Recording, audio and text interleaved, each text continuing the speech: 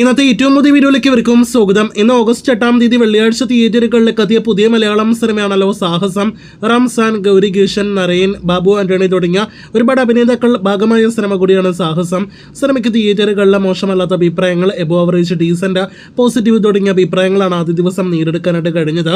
ഇപ്പോഴത്തെ സിനിമയുടെ കേരള ട്രാക്കിംഗ് ആദ്യ ദിവസത്തെ കേരള എസ്റ്റിമേറ്റ് റിപ്പോർട്ടുകളെല്ലാം തന്നെ വന്നിരിക്കുന്നു. അത് പ്രകാരം 15 ലക്ഷത്തിലേറെ സിനിമയുടെ കേരള ട്രാക്കിംഗ് ഗ്രോസ് പിന്നിട്ട് കഴിഞ്ഞിരിക്കുകയാണ്. ഇന്ന് ആദ്യ ദിവസം മാത്രം 30 ലക്ഷം 40 ലക്ഷം റേഞ്ചിൽ കേരള ഗ്രോസ് കളക്ഷനാണ് പ്രതീക്ഷിക്കുന്നത്.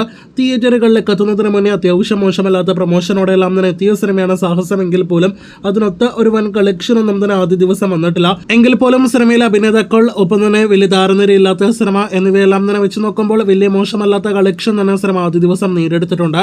അടുത്ത 2 ദിവസത്തെ കളക്ഷൻ, ആദ്യ വീക്കെൻഡ് കളക്ഷൻ എല്ലാം തന്നെ സാഹസം സിനിമയ്ക്ക് വലിയ നിർണായകം തന്നെയാണ്. കാത്തിരിക്കൂ സാഹസത്തിന്റെ കൂടുതൽ ബോക്സ് ഓഫീസ് റിപ്പോർട്ടുകൾക്ക്.